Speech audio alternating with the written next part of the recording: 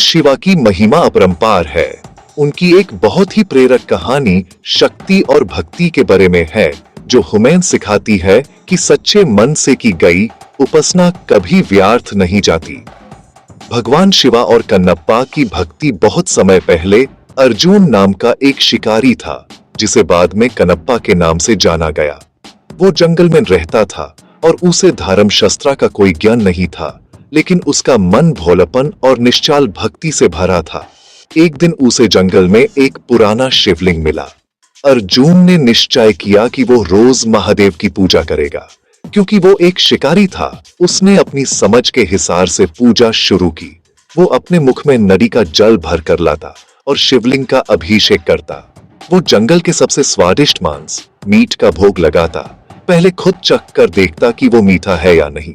वो अपने सर के फूलों से शिवलिंग को सजाता। परीक्षा की घड़ी। वहां के एक पंडित जी, जो शास्त्रों के हिसाब से पूजा करते थे, ये देखकर दुखी होते कि कोई अशुद्ध तरीके से पूजा कर रहा है। तब महादेव ने दोनों की भक्ति की परीक्षा लेने का फैसला किया।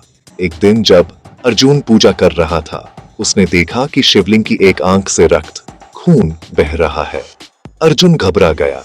उसने जड़ी बूटियां लगाई, पर खून नहीं रुका। तब उसने सोचा, आंख का इलाज आंख ही है। उसने अपने तीर से अपनी एक आंख निकालकर शिवलिंग पर चिपका दी।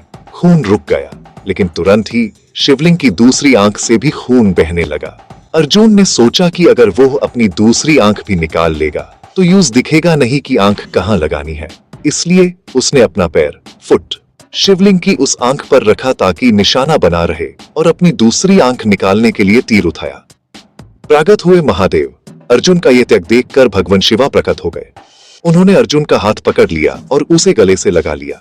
महादेव ने कहा, मुझे विधि विधान की जरूरत नहीं, मुझे सिर्फ सच्चे प्रेम और समर्पण की भूख है। सीख।